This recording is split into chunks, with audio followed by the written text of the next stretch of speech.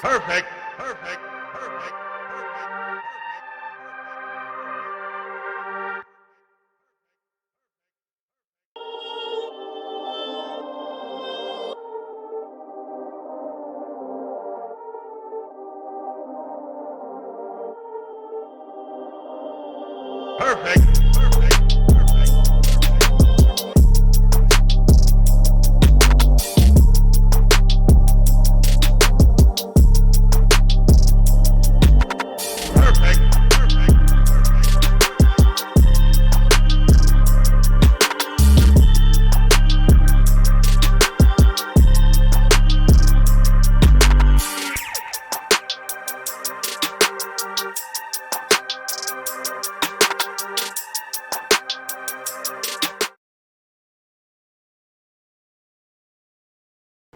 What's the motherfucking deal, man? Welcome to Sauce Sports. If you're not familiar with Sauce Sports is in Houston, Texas. Home network. I mean, we're talking all sports, but only Houston. Got a few gentlemen from the round joining me this evening. Who we got joining us tonight, man? Who we got in the sauce tonight?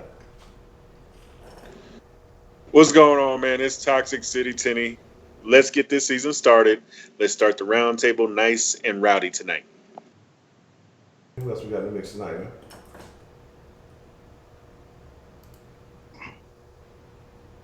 I thought Spence was gonna go. Got your boy Hector Flores. Kind of before I say a few things, hey man, thoughts and prayers to everybody in El Paso for what happened today. So, but let's get this going. Let's go ahead and talk about some Texas football. Absolutely, man. I'm glad you mentioned that. It slipped my mind. Yes, that's fucked up. And who else we got joining us this evening? Finally, Spence has come back to Sauce Nation. What's good, Sauce Nation? I know it's been a minute. What's going on? What's the deal? That's what I'm talking about, man. Let's get this thing fired up, man. We're gonna go for about an hour or so tonight. We ain't gonna too much drip tonight. If y'all have questions, as for right now, until like the season gets started, until we get to the regular season or like the first week of the regular season, the way we're gonna be operating, if y'all haven't been here the last few days in the chat, you can text in to the text line and we will take your commentary via text. When I'm one deep, we'll take the calls, and then, like I said, when we have the whole round table in, we will take the text message because it's just easier that way without having to have everybody sit here waiting and listening and doing all that. It's just more efficient. But then once the season gets started, we'll be changing things up a little bit once I kind of get relocated and everything is what it is. Let's see what we got in the chat tonight, and then let's get to some good conversation or some Texans conversation. I don't know if it's good or not. We just gonna talk about it. Fuck it. John Abraham, what's the motherfucking deal? Josh McCarty, XLJ, Professor Trio, what's the motherfucking deal? Shout out to Professor Trio, man. That man is international player. AJ Houston, Rigo O'Vera, what's the motherfucking deal? Eastside Hero, what's the motherfucking deal? Stop trolling them Cowboys fans, Eastside, man. Come back to the sauce, man. Save energy for the sauce. We ain't even worried about the boys over there. Tay Hill Witness, what's the motherfucking deal? Let me see. Lorenzo, what's the motherfucking deal? Jimmy R, you betcha. H-Town Sports, Julius, what's the motherfucking deal? Wise holding it down. And we expect to see Wise, Wink, and the 10-man maybe join us back in tomorrow. So hopefully y'all make sure y'all in here tomorrow. Hey, I'm telling you, it's sauce season. We giving y'all sauce every day of the motherfucking week. Voodoo Child, one half of the greatest moderating couple in all the land and in all time. Shout out to Voodoo, Mr. Voodoo Child. Dewey Harris, T-Real, Texan Boy, what's the motherfucking deal? So let's talk about it, man. Let's get into some good conversation. Let's discuss some things. And yes, for those OGs, triple OGs, the flip is back, so y'all get to flipping your coins and doing all that stuff. I know that y'all a bunch of degenerate gamblers, so it is what it is. So I'm gonna be honest. Let's kind of talk about it. And we've said it before, and training camp is training camp. This is a chance for the local media to push the propaganda. I've been telling y'all this is communist Houston for a while, and I've been hearing people at some of these local radio stations have been pilfering the terminology. They started to use this. The Texans are a communist regime, but they don't listen to the sauce. We would never believe that. But what I've been hearing, man, something that I've kind of been seeing is that, or I was mentioning before the stream, is that you notice all the video that you see coming out of camp for the most part that the people who are there are sending out, because they got to make you feel good. They got to make you like what you're seeing, right? It's usually one-on-ones with receivers and DBs, corners usually. When you see guys getting beat, you saw a little Vincent Smith. It was all right, right? You know, you got to tighten it up a little bit. Look, you working with Hop, you got to clean that route up just a little bit, but it was all right.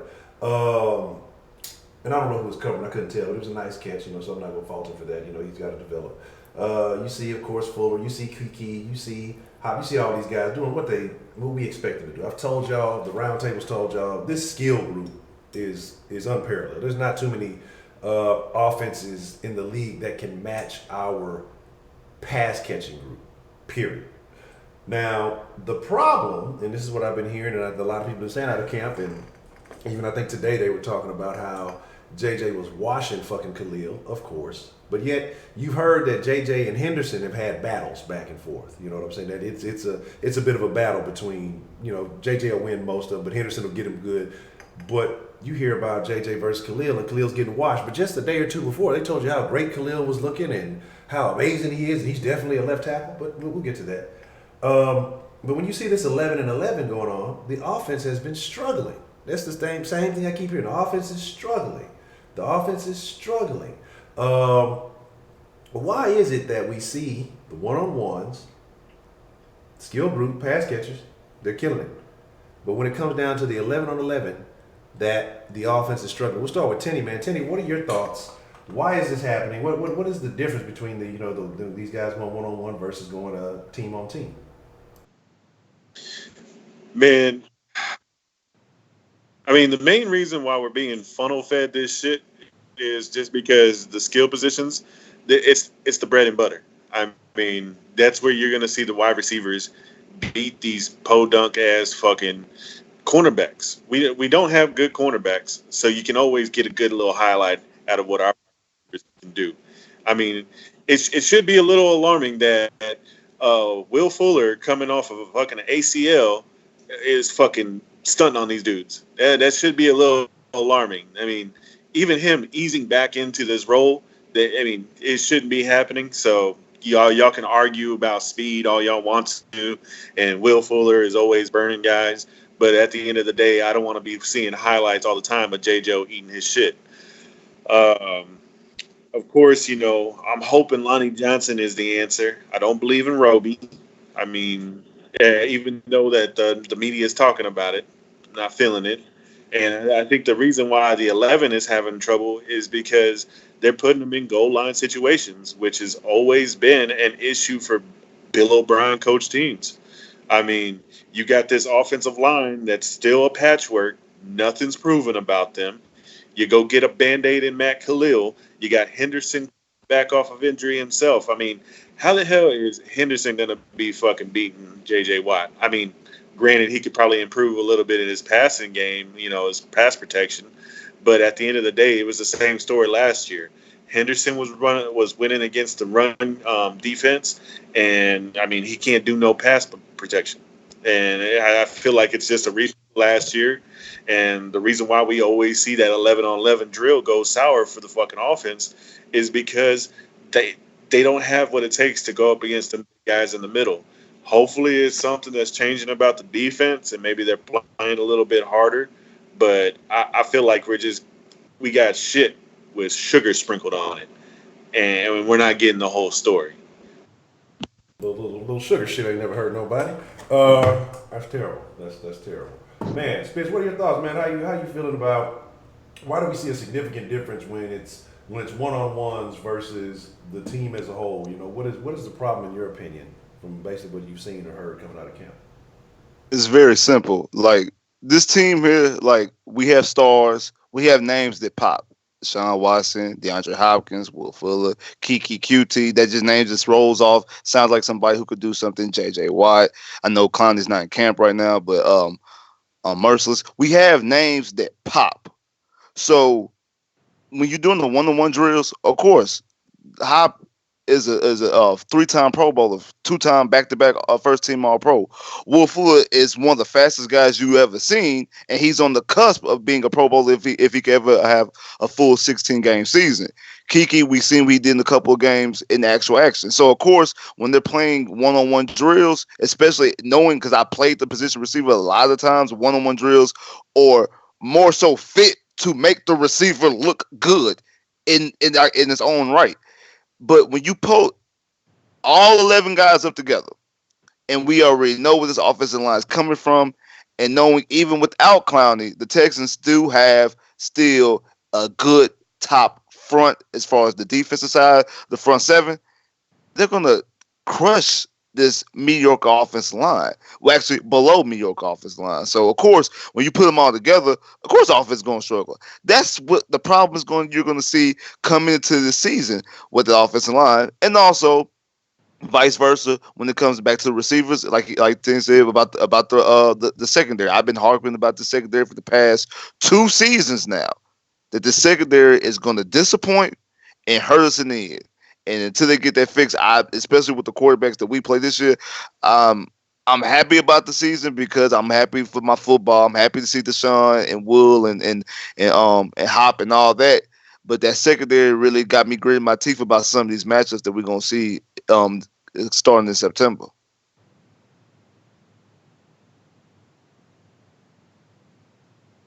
Man, now you made a very good point. I'm gonna bring something up in a second. You made me think about something when you mentioned that secondary. Hector. Now, Jay Dizzle, I don't agree. I don't think that Hector looks like a Chinese food delivery driver. And that was very rude of you. How shame on you. But Hector, man, what are your thoughts, man? What is the difference? What's going on with this team? Why do we see these guys like Spitz, man? We see the stars, they're aligning like they're supposed to. But when it comes together as a unit, it's not looking as efficient as it should be. What do you think is the cause of that? Before I get to that though, Jay Dizzle, are you trying to say something about that? I look like somebody that drives an Uber Eats thing, or like, are you trying to say I look like I look Arabic? Because I mean, I've been told I looked Arabic before, but I was kind of curious about that. But with training camp and all, I mean, we hear it's the same things we hear, and then it's still, I guess, off season. Season's not until week 1 happens. The season's not going to start yet, but. This is where the media is either trying to sugarcoat things or come up things that I like to call way to stay relevant football, which is the NFL top 100, which honestly is the most pointless thing because it just triggers everybody. But this is just going to be just the 2 big question marks that we had going into the offseason. Actually, the 2 big question marks we've had for 2 years now has been the offensive line and the secondary. The wide receivers look good because our secondary are just not there. Like, it's great that they're getting work with these guys, but at the same time, it's not like it's going to benefit them if they're continually getting smoked. And then our wide receivers aren't getting any work in because they're smoking people. And then when we talk about the 11, well, you can hide a poor secondary with a good pass rush. You can't fix the offense with skill players if your offensive line can't protect your quarterback to get it to those skill players. So that's just the only thing. And so we're not getting better because of the fact that we have a poor offensive line and our secondary is not up to par.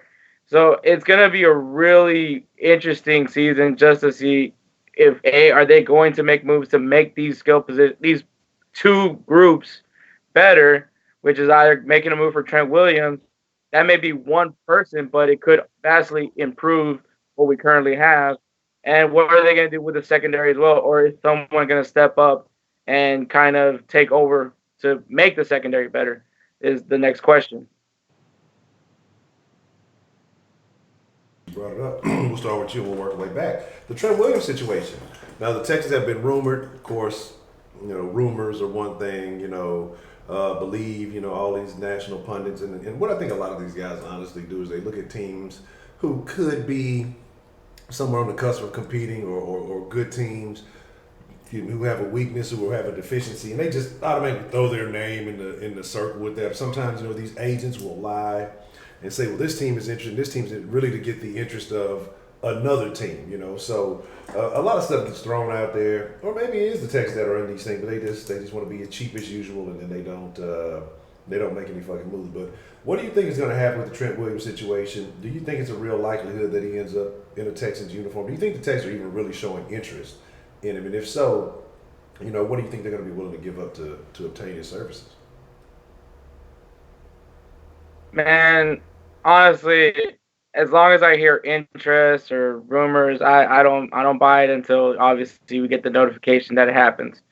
And then you have like you hear all the press conferences of them talking about players, and you hear the jargon and all that crap. But all saying is, it sounds like they're not gonna make a move for Trent Williams. If it happens, that's great, and I'll be really happy for it because I think we get an upgrade. But I mean, for right now, I'm just going with the whole. I don't think it's gonna happen. It doesn't sound like a Texans move to begin with because Texans like to make moves that likes to make everybody scratch their heads. So this this makes too much sense for the Houston Texans to make. So I think personally, I just don't think it's gonna happen. If they were gonna make moves, they should have done it when free agency kicked open and actually went and got guys that we needed, or maybe not drafted a third round tackle in the first round and actually getting somebody that we should have gotten in the first round that could have instantly been improving this offensive line. So with me, it's like if the Texans do it now, it's like, well, where the hell was this like way back when we needed to be making moves like this? That comes back down to the aggressiveness, and that's something we've talked about around here often. The why does it take so long? Why do you have to sit there and overthink? And again, that the funny thing about that to me is that the committee, the GM by committee situation that they have going on right now. What is that saying? Too many Chiefs, not enough Indians. And so you got a bunch of people who have input on a decision, but you know how hard it is to get people to come together. So how do they make a move? How do you know when they make a move? Do we all have to agree on this for it to be a move? Do we have to take a vote? And is somebody disgruntled because they get that's what I'm saying. It's too much shit going on with the Texans. There's too much shit going on right now for this organization to be running smoothly. But Tenny, your thoughts, man, as far as it comes to the Trent Williams situation, ultimately what happens with that? Do you think the Texans really have interest?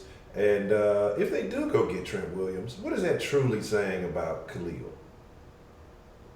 Man, if we go get Trent Williams, it says that we want to win. All right? You're going to get a veteran offensive lineman who can play the position, who is an immediate plug-and-play guy. Somebody who's going to be a leader to somebody like Titus Howard, Max Sharping. I mean, that's the kind of guy this team does not have at the offensive line. I mean, maybe you could say Greg Mance or Nick Martin is filling that role. I mean, maybe one of those two dudes. But, I mean, Nick is still in a rookie deal. Greg Mance is, barely under a fucking tag or some shit from last year. I mean, they signed him like a year deal or a 2-year deal from last year. Yeah, something stupid. Yeah, a fucking diamond in the rough, and you fucking barely paying him. So, I mean, that alone has issue. But bringing in somebody like Trent Williams means you want to win. It means you have a drive to win. I mean, you need a mentor on this offensive line. We got a patchwork of guys who are competing against each other to get a paycheck. It's fucking Hunger Games right now with the offensive line room. I mean, you're putting weapons down at the fucking table at the front of the room, and you're saying, first one there, you'll probably get the best weapon, and you'll win, and you'll kill the next guy. So, I mean, I'm sorry to put it harshly like that. I'm sorry to fucking use some outdated-ass term, but that's the situation we're in right now. There is open competition for these positions. Nobody's mentoring the young guys in a proper way.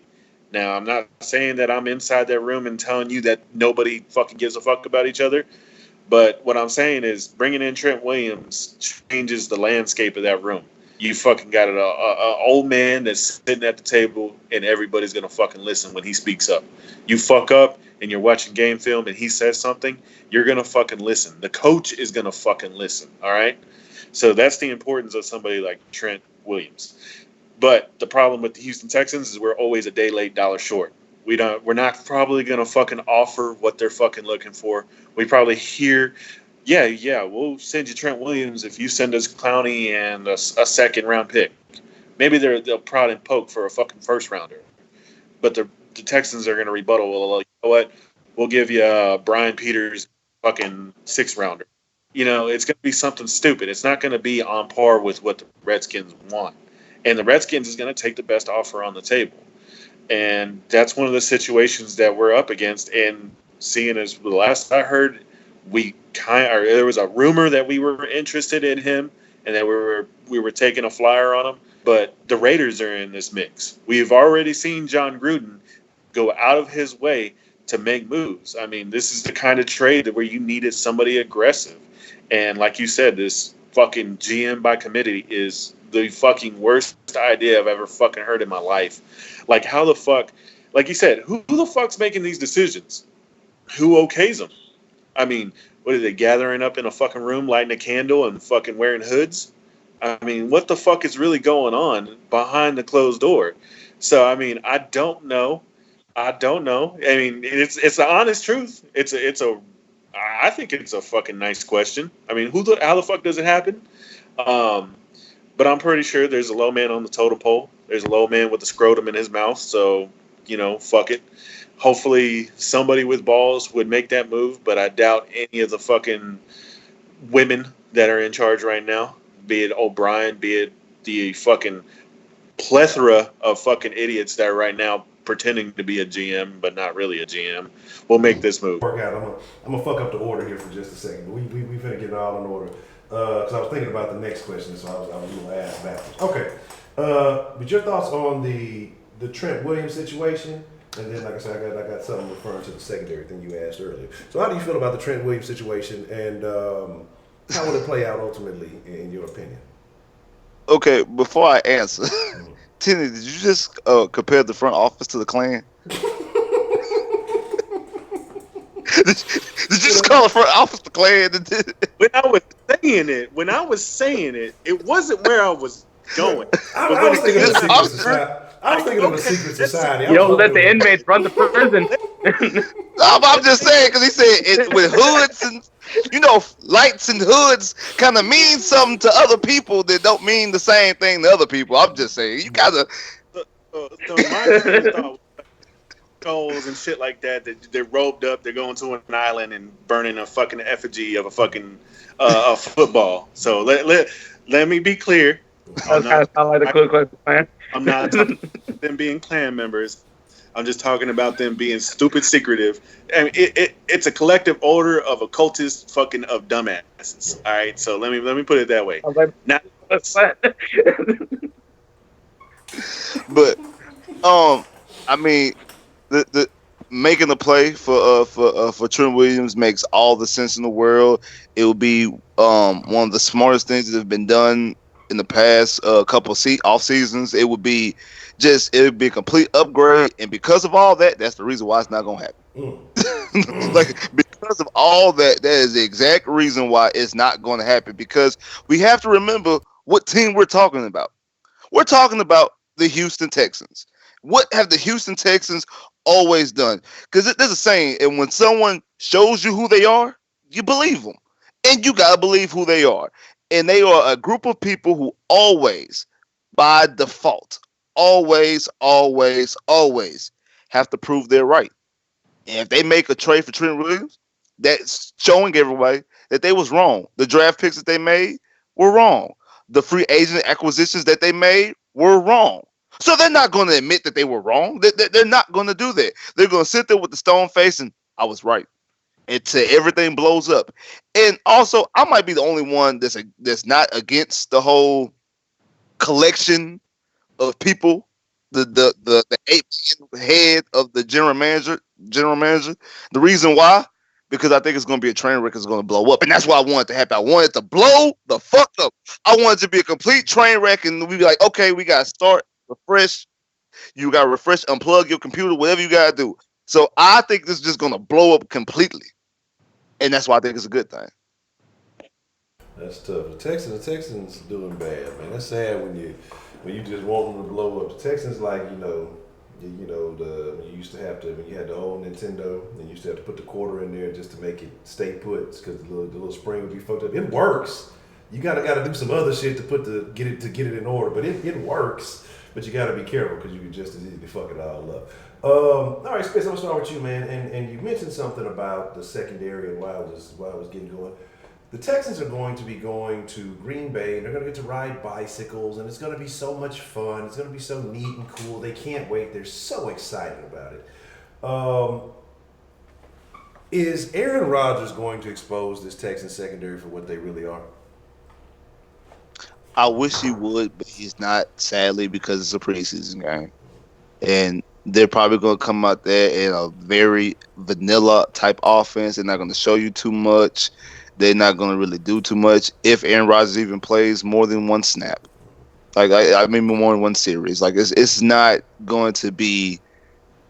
It's not going to be very detailed. And it used to be, maybe 4 or 5 years ago, it used to be, the third preseason game is a dress rehearsal. And now in today's NFL, the third preseason game is no different than the first and the fourth.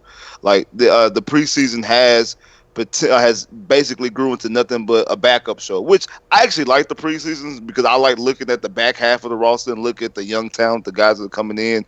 But as far as trying to get a feel for what your team is going to get, it's more so those joint practices against other teams. Like I forgot who our joint practice is. Is our joint practice against Green Bay this year? Yes, I can't remember. Green Bay, Oh, and then oh, I think is Detroit the other one. I know it's Green Bay is one okay. of them, but I don't know if Detroit's the other. All right. So in those practices, they can get exposed, but those practices are not televised. And to be honest, we have a secondary. I mean, we have a quarterback and receivers. They can exploit the secondary and show the secondary what they are. To be honest, I think probably one of the best competitions that they'll get is the competition that's already in NRG right now, except for the offensive line. But as far as a quarterback receiver combination with the three receivers that we have and the chemistry that all three receivers shown to have in the small sample size of time with Deshaun, I just think Deshaun is one of those type of quarterbacks who I think he can have good chemistry with anybody. It doesn't matter the skill level or how long you work with somebody. I think he can just instantly just get on the same page as you. But I don't see the secondary getting exposed in this preseason game or in the preseason period.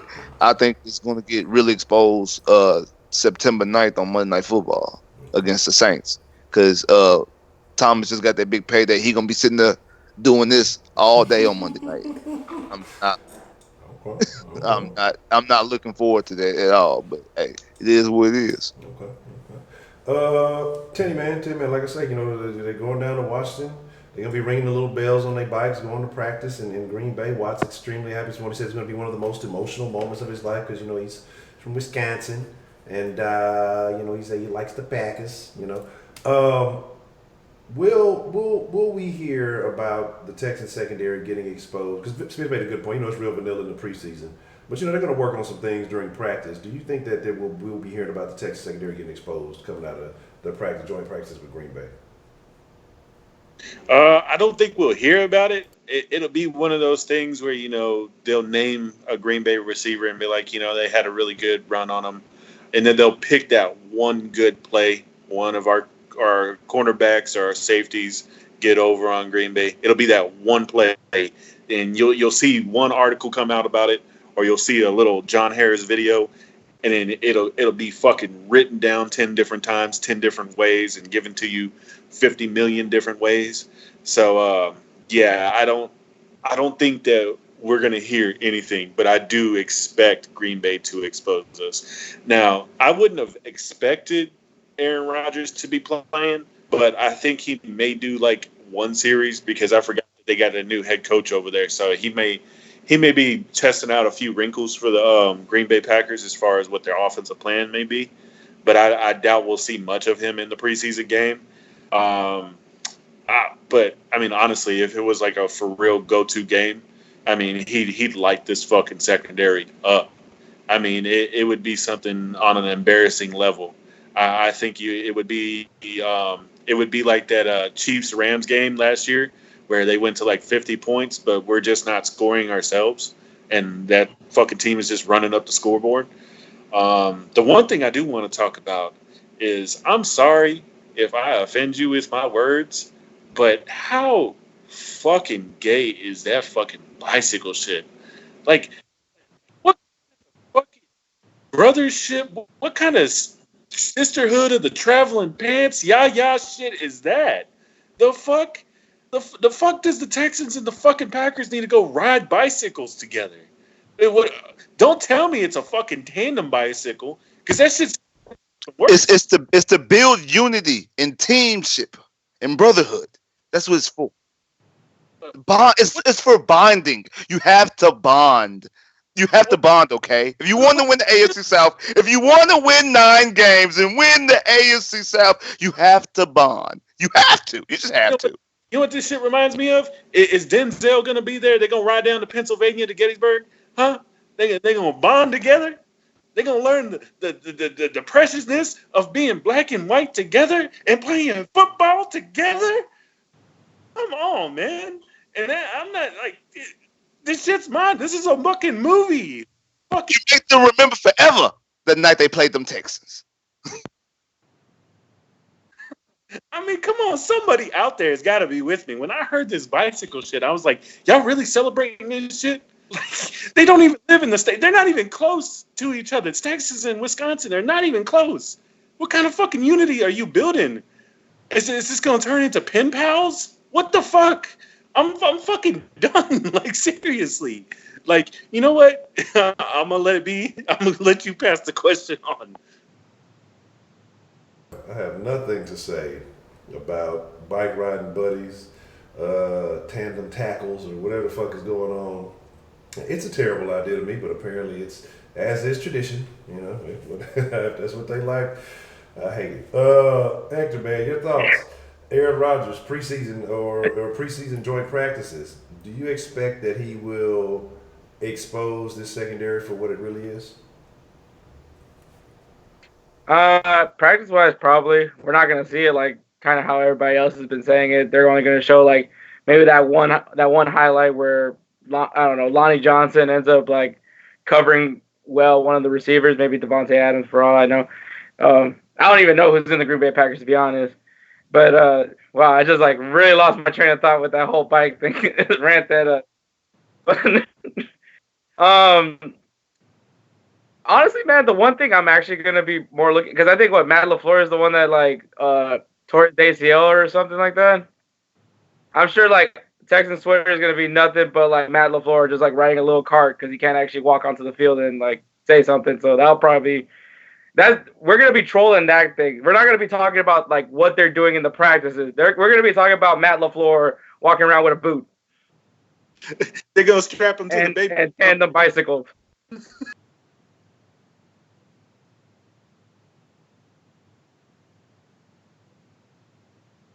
They're gonna ride. They're gonna hey, give me a pump down to the practice field, man. Put me on the handlebars. You know, got some pegs on the bike. Like, what kind of shit is going on? Like, that's what I need to know. Like, what the fuck is really going on with this situation? And again, if y'all got questions that y'all want, you know, to ask, or you know, you can text in to the Sauce line 833-677-2823, and we will answer your questions today via text message. I have a question. All right, what you got? I got a question for y'all and Sauce Nation. Okay. Hey, answer back. What are y'all thoughts about Melvin Gordon? That's an interesting situation.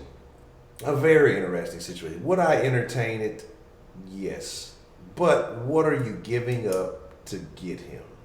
And that's where I get concerned. And then how is O'Brien going to utilize it? Okay, I got it. How about this? Lamar Miller in the 3rd round pick. Oh yeah, all day. I mean, yeah. I wouldn't think twice about it. I mean, I think that Gordon would be a good running back for here. We do need to think about the future beyond Lamar Miller. Now, I love my boy Foreman, but at the end of the day, he has not shown me anything that he's going to be a starter in this league. So until I see that, I won't chalk him up as the inherent king to the throne for running back in Houston. But I mean, we do need to think about things like that.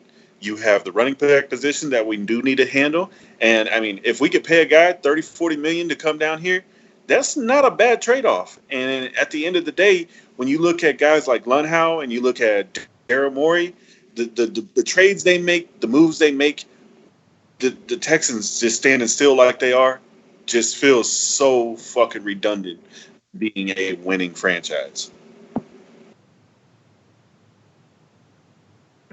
I think Melvin Gordon definitely fits to what we do, especially since Bill O'Brien likes to constantly run it down the middle. So, I mean, I think he's more up for it than Lamar Miller, because I think Lamar Miller is not someone you force to run down the middle. But I definitely would be. I would definitely be all about it. I think Melvin Gordon is honestly, Melvin Gordon's pretty solid. I'm not a huge Melvin Gordon fan, but I do think that he is an upgrade over Lamar Miller, and I do like the combination of him, the potential combination of him and Foreman. I would like the combination of those two. I think you could do some things with them. But again, we are talking about Bill O'Brien and the Bill O'Brien offense, so we got to put that grain of salt in that. Are we going to be able to utilize them correctly, or we're going to just do Bill O'Brien things and just hope for the best? But I like I said, I'm not a huge Melvin Gordon fan, but I do think he's a complete upgrade over Lamar Miller because y'all know my stance on Lamar Miller. I've said this religiously, but um, I would I would entertain it. But then again, we're talking about this organization, like the same thing we said about the Trent Williams. Sometimes when things make too much sense, they're not going to happen. So, and we see Daryl Morey with the Rockets, and we see what's his name for the Astros? Is it Luna? Done now. Yeah, they make moves all the time. They always. I know Darren Moore has an itchy hand. He's always scratching, always trying to play with the roster and trade. It's a roster today, and then 2 weeks from now, the roster is completely different outside James Harden. So that's something that the Texans don't do, and that's one of the reasons why we're never really in the mix. We never make any type of. Now, I wouldn't say blockbuster moves, but we don't make anything significantly upgrade. We never try to upgrade. We have what we have, and we're gonna go with it. We're not trying to upgrade anything, and that's one of the things that's kind of frustrating about this franchise. Great point. Shout out to Mike. That was an amazing analogy in which he said, and it was like, what's the point of say, does it do any good to continue to add skill position pieces without an offensive line? It's like, come on, that's like buying a slab without a motor and transmission and starter. And I feel what you're saying with that, because I have no issue, even with Miller being who he is. If he was properly utilized, Miller would probably be and we would view him in a different light. But because I think he's in this O'Brien system, way he gets ran up the middle consistently, even though that's not what he does, we look at him a certain way. His stats are we just question things. But if he was utilized to benefit his skill set, I think we'd have a different, and I think a more favorable opinion. I don't think anybody's just super high on him, and some people are a little bit more negative than others. But I think that's part of it. But then, like you said, as far as the youth coming in with Deontay Foreman and some of these guys, and I'm interested to see how that Buddy Howell kid was doing. Because I know they brought him in, I think, late last year. I know they got Higdon.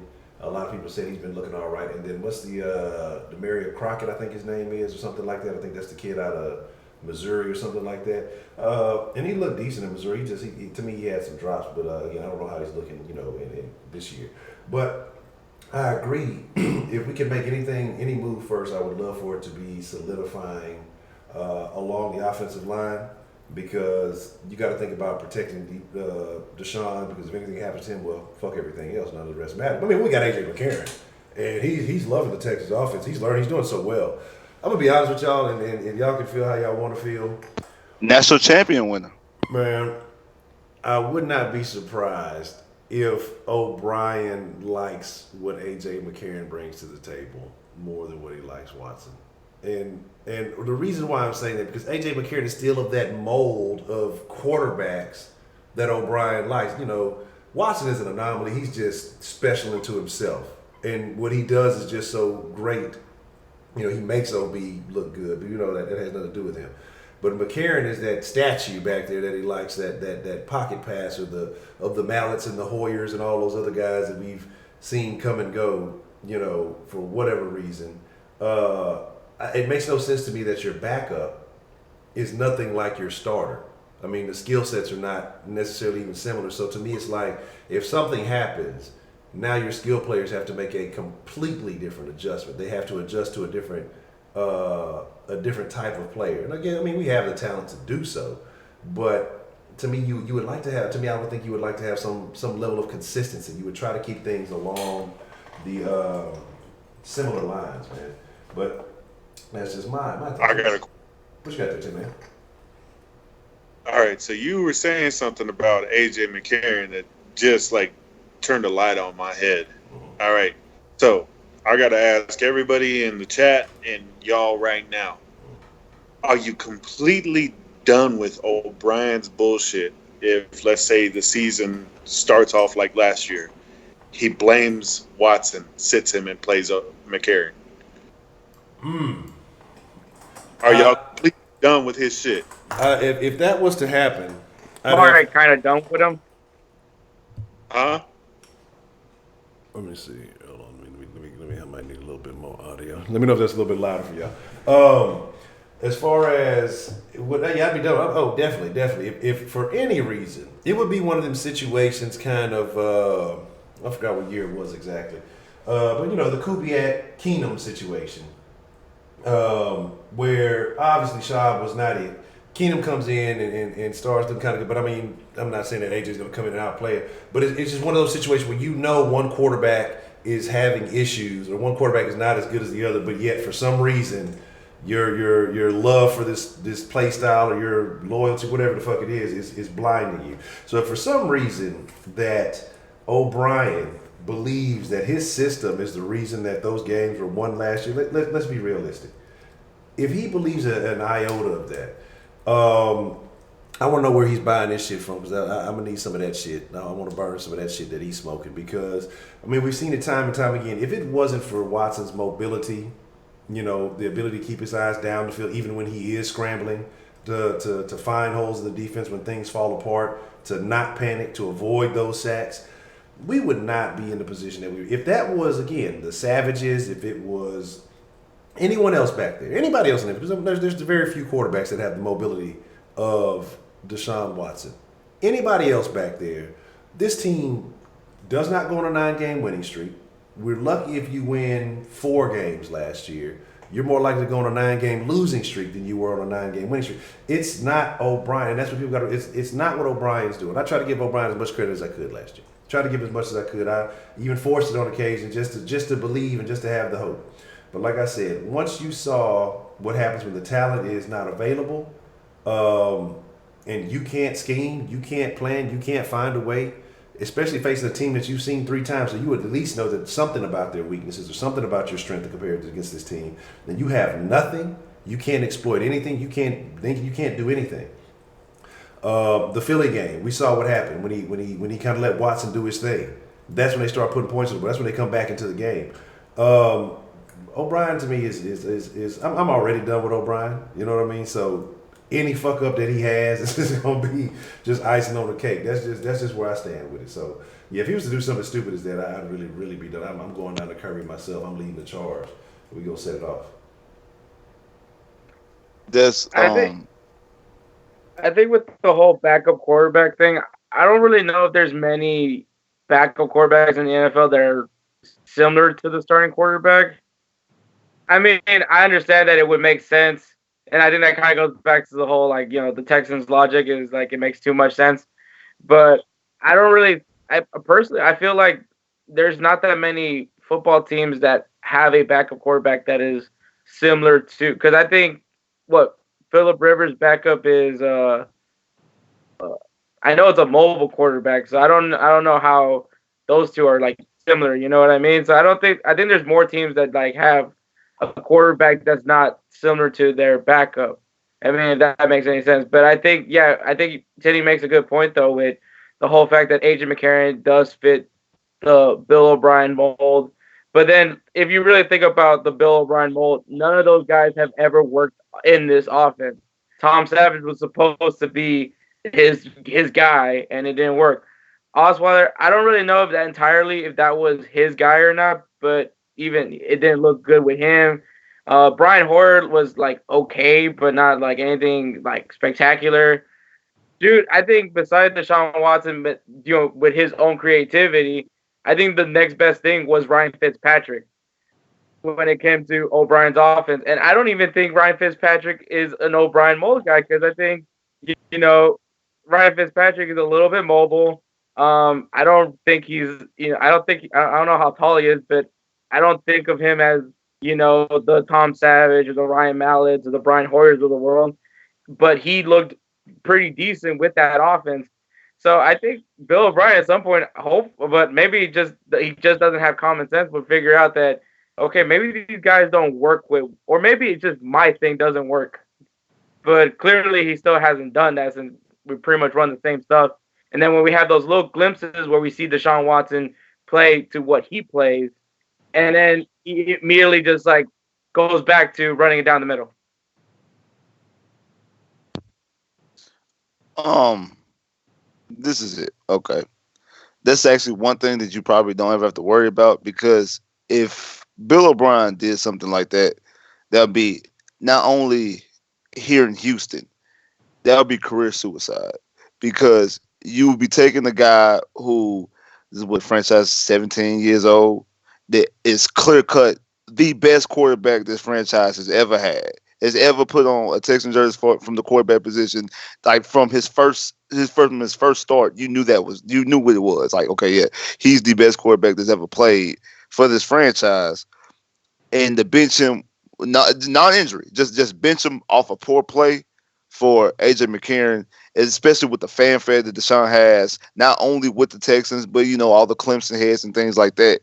He will lose so much credibility, not only as a Texans head coach or as a head coach, he will lose so much credibility as even being an offensive coordinator, all the way down to being a quarterback's coach. So won't nobody give him a job for a couple years. So if he did something like that, that would be complete career suicide. So I highly doubt that he would do that. And the whole thing about backup quarterbacks, to be honest, I actually can kind of care less about backup quarterback, and the reason why I feel like this, especially from the quarterback position. If your quarterback goes down and you strolling out your backup and playing more than 3 games in a 16-game season, your season pretty much for shit anyway. So it's really irrelevant. Like if your backup quarterback's coming to play coming to start more than 3 games in it's not basketball where you have 82 games in the season. You could miss a couple games here and there. You could afford to lose a couple games in a 16-game season. If your starting quarterback misses more than 3 games, your season 9 times out of 10 is shot to shit. It's just how it is. There's no way to call it. I don't care who your backup quarterback is, unless your backup is Tom Brady and Peyton Manning. Like, unless those are your 2 starters, or your starter and your backup, your season shot to shit. There's no way around it. And I used to kind of think the same way, but I'm not gonna lie. The last couple of years of the Eagles made me think differently about the backup quarterback position. If all of your other pieces are in place, it can be done. Again, it takes a special situation. But if you got guys like what's his name? If you got guys like what was old buddy for the fucking round? I'm going way back in the time machine. He should have been a fucking back. He was basically a backup quarterback because that defense carried him for the Ravens. Who was that? Dilfer?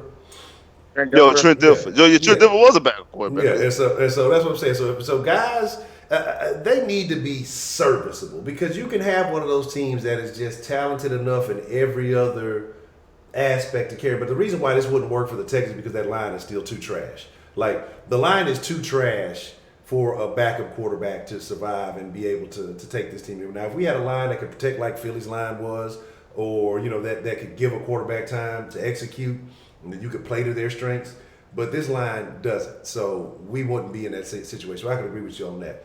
But there's always exceptions to the rule, because you got Kurt Warner. Kurt Warner was a backup when he won the Super Bowl, and ended up becoming a Hall of Fame quarterback. Used to play for the Eagles. Randall Cunningham. How the year that the Vikings had that extraordinary offense when you had Moss and you had Chris Carter, he was the backup coming into that season, because if I'm not mistaken, I think Brad Johnson was the starting quarterback and he got hurt, and then Cunningham. Thank you. Cunningham came in and lit the league up and almost won an MVP. So there's always exceptions to the rule. That's why I said 9 times out of 10, if your backup quarterback's playing significant time, your season shot to shit. I'm not going to be complete up in arms about who our backup quarterback is, because the guy who I prefer to be our backup quarterback is the backup in Baltimore right now. So. Okay. I agree. A couple of things I got jotted down. Let me see. Howard has been out last few days. I think having a knee injury. In a situation where this guy's going to get forced into the starting lineup, How significant is this? Because he's missing, crucial days. I think he's missed like 2 days of practice already. I don't know how many more he's scheduled to miss. Initially, they said it was going to be a short-term thing. I'm not sure if Lonnie's back either because they said he was going to be a short-term thing. But how crucial is every day being missed by Titus Howard, knowing that the Texans are going to find somehow, some way to make him a starter? We'll start with Hector. And we'll work our way back. Well, if he's learning how to play guard, then it's really bad. But I mean, in general, it's going to be bad, whether he's playing tackle or guard. But obviously, if he's learning to play guard, that's a pretty big deal because he's learning a whole different thing. But tackle alone, just because he has to learn the offense and also work with guys from the pass rush to get himself better, at least get ready for that NFL type pass rusher that he's going to deal with. But yeah, I mean, missing games in general, missing practice days it's just gonna set them back even further. And then if you put them into the ringer, hoping that maybe they'll figure it out as it goes, is a very terrible decision, and you might end up hurting our quarterback in the process. So I would honestly say it hurts tremendously. Which I mean, I understand now why Titus Howard is fourth in the depth chart now at left tackle. So but it definitely hurts him tremendously. All right, Spitz, what are your thoughts, man? With him missing these few days and knowing the Texans are going to try to force him into the starting lineup, how bad of a issue is this for him and for the Texans? It's for both. It's completely bad. The reason why, because he's a young player. Now, if he was a 4 or 5 year vet, it's completely different. But you're a guy who, came from a small school, and B, he's not he's not used to the NFL. He's barely used to playing football in this capacity. Remember, he was a quarterback in high school, and then he was a tight end his first year in college, and then now you're talking about moving from guard to tackle, back to tackle to back to guard. So it's so much stuff going on, and he's getting hit so many different type of ways. Not to mention he has to adjust to the speed of the NFL and how this is the big boy league. This is how big boys play. And you're missing time. It's completely it's used to continually putting yourself behind the 8 ball. We having the same kind of problem with my son's youth league team. It was we got passed one day, a couple kids missed practice, and then 2 days later when we came back to practice, we hidden. Those kids weren't ready for that because they missed 2 days. They were behind the 8 ball. The same thing. You're not used to the NFL. Every day that you miss is extremely crucial because now when you get plugged in, what the fuck happened? Because you weren't here. You're not used to it right now. And it gives another guy opportunity. Now, again, we know he's a first-round pick, so of course they're going to try to force-feed him and make sure he's in the starting lineup, but you're giving other people a chance to take your job because you're not in there, because I don't know what the case may be, wherever it is, even if it's something that's significant, something that's legitimate, it's still putting you behind the 8 ball. Your thoughts on this, Tim, man? With him missing these few days, how big of an impact is that going to be on first round draft pick, slated at tackle, but now guard Titus Howard? I mean, I think Spitz put it into a great analogy. I mean, if you're an adult, you got kids, you go to your kids' practices. I mean, it's the same way everywhere. The kid misses a practice, they're almost a week behind in a sense of the word. And it doubles down at this level. You got, like I said, he's in a room where men are competing against him to keep him out of that starting position. So him missing these days is like him missing out on weeks. And here goes the fucked up part, all right? Because, like you said, the propaganda machine is in full fucking effect. And this guy went from quarterback to tight end to 18 starts at right tackle. Now he is left guard. Now he is listed as left tackle. Okay? So you're not only giving a guy who's already been playing against the odds this almost seems insurmountable fucking lead against him. I mean, this is unfair, and this is what I was talking about Titus Howard. I like the fact that he's a hardworking young man. You don't do those things unless you put in the work. You don't go from quarterback to tight end unless you put in the work. You don't go from tight end to right tackle unless you put in the work. Now, I get that. I understand that. I respect that about this young man. But these casual ass fans, these fans that see a keychain with the Texans logo hanging on it at the fucking stop and go, fucking picks it up and buys it, they're going to be upset when they don't get dividends back on him. They're going to be upset when their team's first round pick isn't out there starting. And when he does start, he's not up to speed. And that's the issue that I have with this entire situation. Titus Howard is a young man put into a situation that is completely unfair to him. You have men that are in charge of him, men that are supposed to be molding him, putting him into a situation where he will not succeed. And I'll tell you what, I've seen 2 highlight videos of him in the 11-on-11s. He buckled Nargic McKinney, which I don't have a problem. It makes me question B-Mac more. But Cunningham, somebody that I don't even see as a fucking pass rusher, but more of a tackler, put Titus Howard on his ass. It's probably where he got the fucking knee injury. So I'm going to say this much.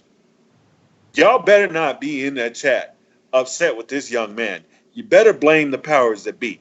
You blame Mike Devlin, you blame Bill O'Brien, and you blame the fucking bum Gaines who fucking brought this young man in at a first fucking round pick. I don't want to see y'all blame this man.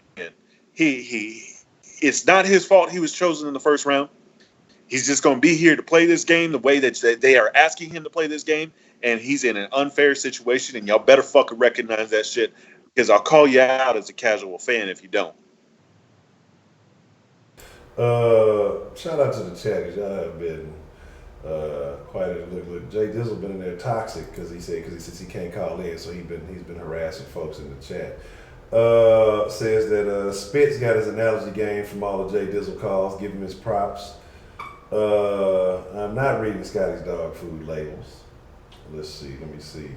But yeah, I definitely agree that it is on Gain and Howard. I mean, not Gain and O'Brien, because these are the guys, right? They were cohesive in their thinking. They were aligned. They were a unit. They were symmetrical. Aligned. Yeah, they were. They were riding bikes together. They were riding bicycles together. And then somebody go. Yeah. Now they in different places.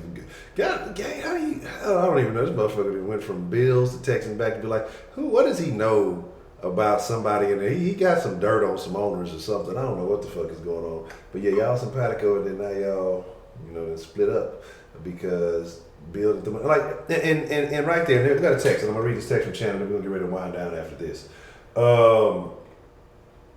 But I have a thought about this. It says, hey, Honcho, I was doing some homework on the offensive line, man, and I'm pretty sure you might agree or disagree. But I have, if we somehow get Trent Williams, if we do have him as a left tackle starter, Martinez Rankin at guard, Red Manx at center, Zach Fulton at right guard, Titus Howard at right tackle. And for the second unit, it would be Julian Davenport left tackle, Marquise Shakir left guard, Nick Martin at center, Malcolm Prigioni at right guard, David Steinmetz at right tackle. As Shannon says, shout out to Honcho, Tenny, Spitz, and Hector. Shout out to Chandler, man. That's interesting. I'd have to say, because either way it goes, that line is still questionable. Trent Williams would be an upgrade, period, point blank. But just even looking at some of those other names, like I say, Titus Howard, I don't see him being the right tackle simply because if that was the case, I think that's where they would have moved him if they thought that was his strength. And so obviously there's something going on that they don't have faith in him being able to protect. So they moved him inside. And Rankin, look, man, I was probably one of Rankin's biggest critics last year. I'm going to go out on a limb, and I think I said it on the stream a while before. I'm going to say that biggest improvement. Hold on, let me make sure I word this right, because it might sound too. I don't know if I want to say biggest improvement from year 1 to year 2. But I think that Martinez Rankin will step it up a notch this year. Now, I've seen some stuff that ain't looked too good from him. I've seen some things that look, all right. But then again, as far as he was, as bad as he was last year, anything is an improvement. So there's a caveat in that. Kevin Johnson, Honcho, please stop. Kevin Johnson balling with the Bills, though. That's all I'm saying. Word on the bird is that Kevin Johnson, y'all didn't want to give my boy a chance. If he wouldn't have had the concussion situation Uh-huh. because Cornell, put him in the wrong situation where he had a turf abrasion. You know what I'm saying? That recalibrated his functional capabilities when it came to the brain analytical height, weight, speed, proportionate algorithm. You know what I'm saying? So that's why he couldn't. That's why he couldn't get back in the lineup like he needs to be. They set my boy. Why you just can't call a spade a spade? The man is he's not good at football. Man. He's not good at football. He's not. He's not. Kevin He's Johnson not. gonna Honcho, Kevin Johnson gonna ball out say for the these Bills. things, Honcho. If there's a word worse than liability, that's what he is. Kevin Johnson, gas station, as you're saying these things, telling somebody, "Hey, young blood, I play for the Bills." Y'all gonna get off my boy, man. Look. Hey, look. There ain't too many of them light skinned folks I can take up for. I'm trying to let Kevin Johnson make it. Goddamn. I know he's soft in the skull. That's not my fault. But no, Martinez ranking. I'm gonna go out on a limb. I'm not saying he's gonna be an all pro. I'm not gonna say he's gonna be all. But he will show significant improvement from year 1 to year 2. And the reason why I say this is because he's actually gotten time on the field, OTAs, preseason, actually get a chance to work with the team. The Texans, and this is why I say I think it's the situation is similar to the Howard situation, will throw guys into the fire and just automatically expect them to be ready. Because last year he got hurt in a rookie minicamp, wasn't available through OTAs, wasn't available through the preseason for the most part. I think he came in maybe like the last week or so. And then Henderson goes down. They ask him, well, where are you more comfortable? What kind of fucking question is that? Why wouldn't you put the guy where you have analyzed where he fits best? But instead, you're going to ask him where he's most comfortable. And then you let him fucking get Watson out. I don't think it's going to be a similar situation. So I'm going to go out on a limb, and I think ranking improves significantly. I'm not saying he's going to be all that, but how much worse can you be than he was last year? But just overall, this offensive line, when you just go down that list of names, even if you do add Trent Williams to it, it sounds terrible. It sounds terrible because you say Trent Williams, okay, yeah, that'll be, and then you just go along that list. You get Greg Max, okay, it's just not. It's not good either way. You try to sell it. That's just kind of how I feel about it. But we're gonna get ready to wind down here, man. Like I said, we just only gonna do about an hour today. We'll go around and see the first. I'm gonna say shout out to the round table for joining this evening. We'll start with the 10-man, man. Anything you want to say to the folks before we get up out of here, man? Man, shout out and thank you very much for coming through the chat. Like always, I know y'all keep it popping all the time. I mean, somebody's getting clowned on, or y'all clowning on something. So I love the energy that y'all bring every single time I'm on the round table. I love it every time I'm in the chat with you. So thank y'all from the bottom of my heart very much for coming out. And I just want to be clear, I was not talking about the Klan. I was talking about, Brotherhood of Skulls, some Illuminati shit. So y'all be clear on that. I don't need no country boys in my comments like, what the fuck you talking about? Hey, brother. Hey, you're talking. Man, you're gonna piss off Josh Allen.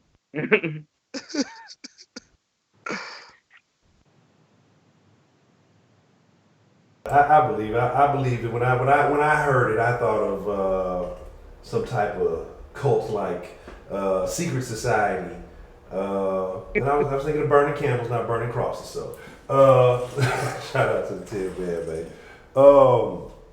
Spitz, man, you got anything you want to say for we slide about here? Oh man, shout out to Sauce Nation. Shout out to y'all boys having me on once again. I know it's been a minute. I know a lot of y'all been missing me. I ain't been putting out no Texan videos because one, this NBA offseason was very eventful, so I was pumping out basketball videos left and right. But the football videos will be coming. The season start preseason game will be Thursday, so I'm gonna have reactions to all that. So the videos is coming soon. Be on the lookout. Hector, you gotta. I know there's a couple of things you gotta address when it comes to sports in the city of Houston. So anything you want to say to the folks before we get up out of here? Just shout out to everybody, except for Jay Dizzle, who apparently says I look like a Uber Eats driver. I mean, you know what? Texas may be, gut wrenching and a head scratcher and all that stuff, but we're all fans, and at the end of it all, we hope they prove us wrong. I think we all agree with that. We hope that they prove us wrong, but I don't think it's gonna happen. But no, I think you guys' support, that you guys are what makes us. So make sure you guys follow everybody that's part of the roundtable as well as Saw Sports. If you haven't subscribed, go ahead and subscribe right now. Don't forget to like. And yeah, man, Ash just made some huge moves in this trade deadline. If you guys go to my channel, I did make a recap of all the trades we made. I did not mention one trade, and it was only because I wasn't sure about it, and that was the Max Stassi trade, which was to the Anaheim Angels, and we ended up getting 2 left-handed power hitters, which it's very similar to Yordan Alvarez. So we traded a backup catcher for 2 Yordans, which is ridiculous. And go watch the Dynamo. Watch the goddamn Dynamo. And also, because I think you are too, Hector. But also since Professor Trill said I stole his takes. Here's a take I know I didn't steal from you. Just let you know your Lakers are going to disappoint you, and they're going to be out in the second round. Just so y'all know, y'all Lakers are going to disappoint y'all. That's all I want to take. Where's the Magic going to be? Hey. I'm okay. LeBron can go ahead and have his little Taco Tuesdays and have his little Greek toes. And see, he more worried about Taco Tuesdays and Space Jam than playing basketball. That's all I'm saying. Because y'all crying because y'all didn't get Kawhi, which I told people for months Kawhi wasn't coming. But that's neither here nor there. But yeah, y'all going to be disappointed, so don't expect for no praise to be in Los Angeles, at least on that side of Staples Center. All right, Honcho, you good? That's tough, man. That's tough. Professor Trill said I had to read this last statement. And he says, Timmy is sitting there looking like a 3-liter sun-kissed. Damn.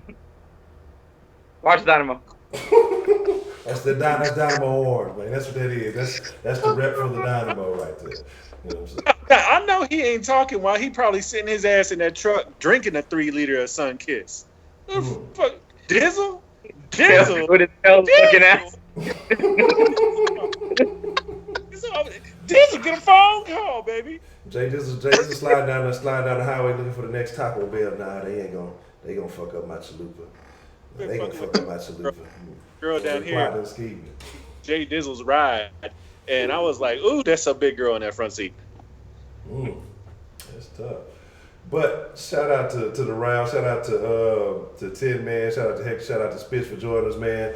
Like I said, yeah, it is the preseason game is on Thursday, so we will be in preseason mode ourselves. So there will be a pregame show to just to get back into the. I probably won't be a post game show because we ain't gonna go all the way out for preseason, but just to start getting the energy back as it should be. Will be a pregame show for the preseason game on Thursday.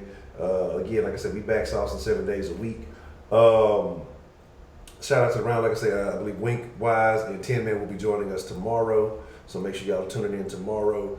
Hey, Sauce Nation. We fuck with y'all, man. I appreciate everybody who's been tuning in. I appreciate everybody who's been coming through on the stream. I appreciate everybody who's texting in. Shout out to Chandler. Shout out to Mike from Virginia, man. Check out to David. Just like I say, man, this is a culture. This is a community. Like, this is what y'all gotta understand. It's not just about being Texans fans. I think it's something different on this side. Cause there's so many different places you can go. You can listen to 610. You can listen to anybody on Twitter, whoever you following on there. You can go listen to some of these other Kool-Aid and Candy YouTubers or whatever the fuck you want to do. But I think this is a segment of the Texans community that needs to be had. You know what I mean? And what I mean by that is, look, if it's good, we're gonna tell you it's good. We're gonna talk about what's good. If it's not, hey, we're gonna be honest about it. We're not gonna try to sell you sunshine and roses when it's fucking thunderstorming outside and it's a fucking hurricane coming and you gotta batten down the hatches. But some people, that's how they make a living. They know if they start telling you the truth, then you're not gonna want to hear it. And then that impacts their brain or their connections or their what's the word I'm looking for? Their credentials. Look, ain't nobody worried about that over here. We're gonna keep it real with you all the way, man. So we fucks with y'all. We appreciate y'all. But with that being said, hey man, look, Jack, I'm gonna chunk up the deuce. We'll be back at it tomorrow at 7. Y'all be cool like y'all be cool. Most of all, y'all stay saucy. Y'all the freshest motherfucking ingredients in the world. Hey, every ingredient got its own flavor, man. It's all sports, man. We out. Perfect.